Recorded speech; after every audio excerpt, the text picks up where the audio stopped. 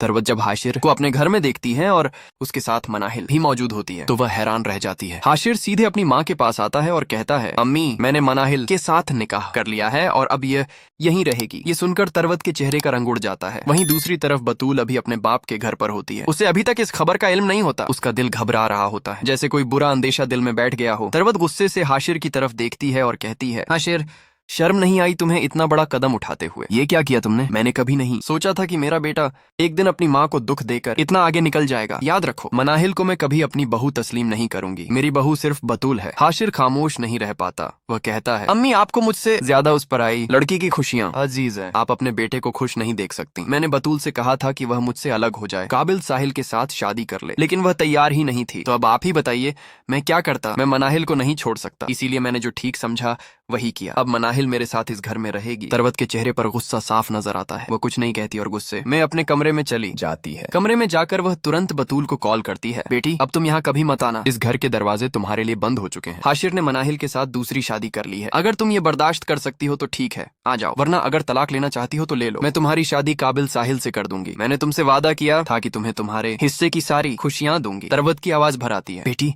तुम मुझे ये बता दो, क्या हाशिर इस कदर के बराबर भी हकदार है? हाशिर मनाहिल को इस घर में ले आया है, तो बताओ, क्या तुम उसके साथ इस घर में रह पाओगी? क्या तुम सौतन को बर्दाश्त कर पाओगी? अगले हिस्से की कहानी जानने के लिए वीडियो को लाइक करें और चैनल को सब्सक्राइब करना ना भूलें। अपडेट्स के लिए जुड़े रहिए। अल्लाह हाफिज।